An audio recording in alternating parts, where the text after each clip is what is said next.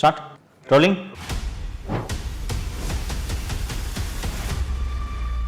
மு.க. ஸ்டாலின் என்ற குடும்பத்தினர் கொள்ளையடிப்பதற்காக தவிர வேறு எதற்காக இந்த திமுக என்ற இயக்கம் இன்று செயல்படுகிறது? நன்றாக யோசித்து பாருங்கள். வேறு எந்த கட்சியிலாவது இத்தனை அதிகார மையங்கள் இருக்கிறதா? தனது பேரனான இன்பநிதியை, உதயநிதியை எப்படி ரெட் ஜெயண்ட் மூலமாக கொண்டு வந்தார்களோ அதே போல திராவிட முன்னேற்ற கழகத்தின் தலைமை பொறுப்பேற்பதற்கு அவரை தயார்படுத்தி கொண்டிருக்கிறார்கள் என்பதை ஊரே அறியும். அப்போ இந்த திமுக என்ற கட்சி யாருக்காக நடக்குது? ஒரு குடும்பத்துக்காக தானே. இதுதான் ஜனநாயகமா? மன்னராட்சியாக நடக்குது. அப்பாவுக்கு பிறகு அவங்க பையன், அதுக்கு பிறகு அவங்க பையன் என்று.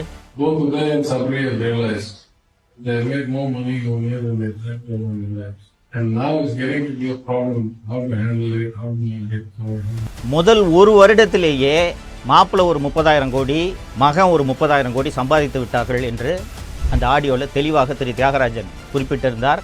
அதன் காரணமாக அவரது நிதியமைச்சர் பதவியையும் அவர் இழந்தார். தமிழ் பெருங்குடி மக்கள் அத்தனை பேருக்கும் வணக்கம்.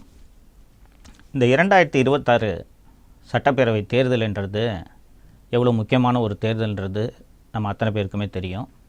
நமது தமிழகத்தின் எதிர்காலத்தை தீர்மானிக்கப் போகிற தேர்தல் அப்படின்றதுனால பல்வேறு விஷயங்களை உங்களுக்கு நினைவுபடுத்த வேண்டிய ஒரு கடமைக்கு நான் ஆட்பட்டுள்ளேன். மக்களே, வழக்கமான தேர்தல் போல இந்த தேர்தலை எடுத்துக்கொள்ளாதீர்கள். தமிழகத்தை அடிமை தலையிலிருந்து, ஒரு குடும்பத்தின் ஆதிக்கத்திலிருந்து காப்பாற்ற வேண்டிய நெருக்கடியில் நடக்கக்கூடிய தேர்தல் தான் இந்த 2026 தேர்தல் என்பதை நீங்கள் மறந்துவிடக்கூடாது. மக்களே, திமுக ஆட்சி 2021 நடந்துக்கிட்டு இருக்கிறது பற்றி நீங்கள் தொடர்ந்து எல்லாருமே பார்த்துக்கிட்டு இருக்கீங்க, அனுபவிச்சுக்கிட்டு இருக்கீங்க. ஆனால் மீண்டும் இந்த ஆட்சி தொடர வேண்டுமா வேண்டாமா என்பதற்கான தேர்தல் தான் 2026 சட்டப்பேரவை தேர்தல். எந்த கட்சி ஆட்சிக்கு வர வேண்டும் என்பதை விட திமுக ஆட்சிக்கு வரக்கூடாது என்பதை உறுதி செய்ய வேண்டிய தேர்தலாக இந்த தேர்தல் இருப்பதனால்தான் சில விஷயங்களை நாம் தொடர்ந்து விவாதிக்க வேண்டியதாக இருக்கிறது. 1949ஆம் ஆண்டில் திமுகவை அறிஞர் அண்ணா மொழிப்போர் உள்ளிட்ட பல்வேறு மாநில உரிமை உள்ளிட்ட பல்வேறு விஷயங்களுக்காக தொடங்கினார் என்றது வரலாற்றில் பல்வேறு பேர் நீங்கள் படித்திருப்பீர்கள்.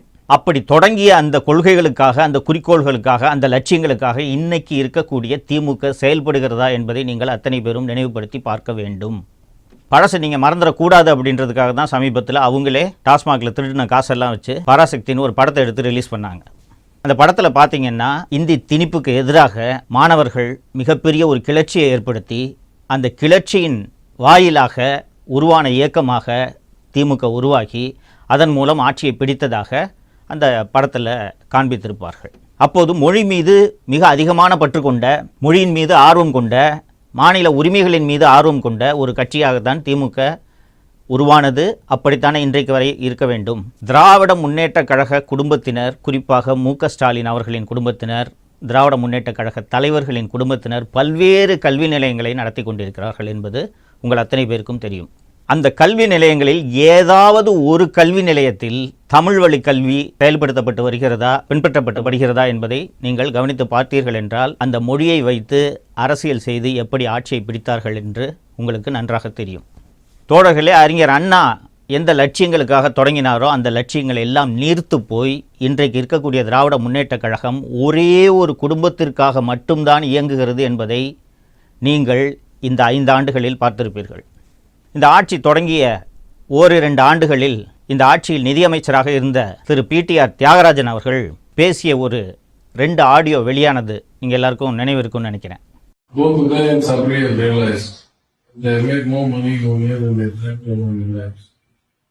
And now it's getting to be a problem. How to handle it, how to make it, how to make it clear. And what we make it to 10-50%.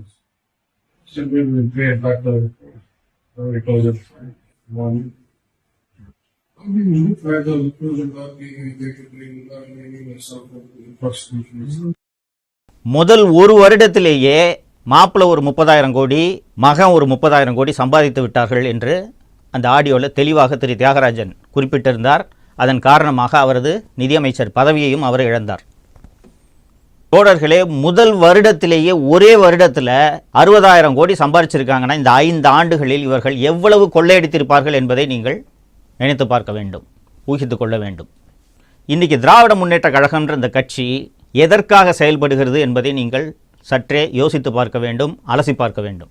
மு.க. ஸ்டாலின் என்ற குடும்பத்தினர் கொள்ளையடிப்பதற்காக தவிர வேறு எதற்காக இந்த திமுக என்ற இயக்கம் இன்று செயல்படுகிறது? நன்றாக யோசித்து பாருங்கள். வேறு எந்த கட்சியிலாவது இத்தனை அதிகார மையங்கள் இருக்கிறதா? ஸ்டாலின், அவரது மனைவி திருமதி துர்கா ஸ்டாலின், அவரது தம்பி ராஜமூர்த்தி, ஸ்டாலினின் மகள் செந்தாமரை, மருமகன் சபரீசன், மகன் உதயநிதி, அவரது மனைவி திருமதி கிருத்திகா, இவர்களின் நண்பர்கள் என்று எத்தனை அதிகார மட்டங்கள் இந்த அரசில் இந்த 5 ஆண்டுகளாக செயல்பட்டு கொண்டிருக்கின்றன. இத்தனை அதிகார மையங்களை வைத்துக்கொண்டு ஒரு ஆட்சி நடைபெற்றால் அது எத்தகைய அலங்கோல ஆட்சியாக இருக்கும் என்பதைத்தான் இந்த 5 ஆண்டுகளாக நாம் பார்த்து வருகிறோம். இந்த ஆட்சி மீண்டும் தொடர வேண்டுமா என்பதைத்தான் நீங்கள் இந்த தேர்தலில் முடிவு செய்ய போகிறீர்கள். தோழர்களே, எல்லா ஆட்சிகளிலும் குறைகளும் இருக்கும், நிறைகளும் இருக்கும். திமுக ஆட்சியில் வெறும் ஏதோ குறைகளே மட்டும்தான் இருக்கிறது, நிறைகளே இல்லையா என்ற கேள்வி எழும். இவர்கள் அளித்த வாக்குறுதியில் எத்தனை சதவீதத்தை நிறைவேற்றி இருக்கிறார்கள்? நன்றாக யோசித்து பாருங்கள். முதல்ல வந்தவுடனே நீட்டுக்கு விலக்களிக்கிறோம், நாங்க ரேஷன் கார்டு வைத்திருக்கக்கூடிய அத்தனை பேருக்கும் மாதந்தோறும் 1000 ரூபாய் என்றார்கள். இது போல எண்ணற்ற வாக்குறுதிகளை, போக்குவரத்து தொழிலாளிகளோட நிலுவைத் தொகை வழங்குறது, அரசு ஊழியர்களுக்கு பழைய ஓய்வூதிய திட்டம் வழங்குறது என்று வாக்குறுதிகளை அடுக்கிக் கொண்டே போகலாம். இவர்கள் அளித்த வாக்குறுதியை, இவர்கள் அளித்த தேர்தல் வாக்குறுதிகளில் முழுமையாக நிறைவேற்றி இருக்கிறார்களா? இப்போது எந்த தைரியத்தில் மீண்டும் ஒரு தேர்தல் வாக்குறுதி அளிப்பதற்கான ஒரு குழுவை நியமித்திருக்கிறார்கள் என்பது உள்ளபடியே புரியவில்லை.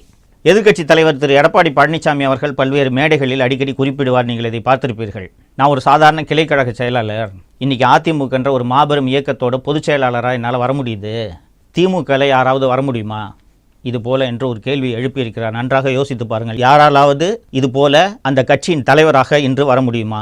உதயநிதிக்கு என்ன வயசாகுதுங்க? லாயலா காலேஜ் முடிச்சுட்டு ஒரு பிஸ்னஸை ஸ்டார்ட் பண்ணுறாரு. 2007 ரெட் ஜெயிண்ட் என்ற ஒரு திரைப்பட நிறுவனத்தை தொடங்குறாரு. இதை தாண்டி இந்த சமூகத்துக்கு உதயநிதி அவர்களின் பங்களிப்பு என்ன? எடுத்த உடனே 2021 எம்எல்ஏ ஆக்குறாங்க. கொஞ்ச நாளில் அமைச்சரானோடனே மூத்த அமைச்சர்களுக்கெல்லாம் மேலே கேபினெட்டில் அவரோட ரேங்க்கு. அதுவும் போதாதென்று துணை முதலமைச்சர், தங்கை மக்களவை எம்பி மட்டுமல்லாமல் மக்களவையின் திமுக கட்சியின் தலைவர், மருமகன் ஒரு மிகப்பெரிய அதிகார மையம், மனைவி, மகன், மகள் என்று அத்தனை பேரும் அதிகார மையம். இதெல்லாம் போதாதென்று தனது பேரனான இன்பநிதியை, உதயநிதியை எப்படி ரெட் ஜெயிண்ட் மூலமாக கொண்டு வந்தார்களோ அதே போல திராவிட முன்னேற்ற கழகத்தின் தலைமை பொறுப்பேற்பதற்கு அவரை தயார்படுத்தி கொண்டிருக்கிறார்கள் என்பதை ஊரே அறியும். அப்போ இந்த திமுக என்ற கட்சி யாருக்காக நடக்குது? ஒரு குடும்பத்துக்காக தானே. அந்த குடும்பம் மீண்டும் மீண்டும் கொள்ளையடிப்பதை, அந்த கொள்ளையடிப்பதை நாம சொல்லல, அவங்க கட்சியோட அமைச்சரே தெளிவாக பேசியிருக்கிறார் என்பதை நாம் பார்த்திருக்கிறோம். ஸோ திமுக என்ற அந்த குடும்பம், மு.க. ஸ்டாலினின் குடும்பம், ஒரு குடும்பம் மீண்டும் தமிழகத்தை கொள்ளையடிப்பதற்காக இந்த தேர்தலில் திமுகவுக்கு வாக்களிக்க வேண்டுமா என்பதை நீங்கள் அத்தனை பேரும் நன்றாக சிந்தித்து பார்க்க வேண்டும். இதுதான் ஜனநாயகமா? மன்னராட்சியாக நடக்குது. அப்பாவுக்கு பிறகு அவங்க பையன், அதுக்கு பிறகு அவங்க பையன் என்று. இப்போது மீண்டும் திராவிட முன்னேற்ற கழக ஆட்சி அமைந்தால் வேறு யாராவது ஒரு மூத்த தலைவர் முதல்வர் பொறுப்பை ஏற்க முடியுமா? அல்லது திமுக தலைவர் பொறுப்பை ஏற்க முடியுமா? யோசித்து பாருங்கள். அப்போ திருப்பி இந்த குடும்பம் தானே கொள்ளையடிக்க போகுது. அப்படி இந்த குடும்பம் கொள்ளையடிக்கிறதுக்காக நீங்கள் மீண்டும் உதயசூரியனுக்கு வாக்களிக்க வேண்டுமா என்பதை நன்றாக யோசித்து பாருங்கள். நீங்கள் அளிக்கக்கூடிய வாக்கு திமுக மற்றும் திமுக கூட்டணி கட்சிகளை வீழ்த்துவதாக இருக்க வேண்டும். மாறாக ஒரு மாற்று சக்திக்கு வாக்களிக்கலாம் என்று நினைத்து வாக்களித்தால் மீண்டும் திமுக ஆட்சி தப்பித்தவறி கூட வந்துவிடக்கூடாது என்பதை நீங்கள் மனதில் வைத்து தேர்தல் நாளன்று முடிவெடுக்க வேண்டும் என்பதை அன்போடு கேட்டுக்கொள்கிறேன். இது நாம் மட்டும் இல்லை, நமது சந்ததியினரின் எதிர்காலம் பற்றிய ஒரு தேர்தல். நாளைக்கு நாம் மட்டும் இல்லாமல் நம்ம குழந்தைங்களும் நல்லா இருக்கணும்னு நீங்கள் நினச்சிங்கன்னா சரியான முடிவை இந்த தேர்தலில் நீங்கள் எடுப்பீர்கள் என்ற நம்பிக்கை எனக்கு இருக்கிறது.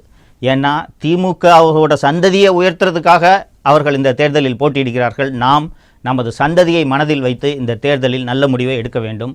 தொடர்ந்து பேசுவோம். நன்றி. தமிழகத்தை காப்போம்.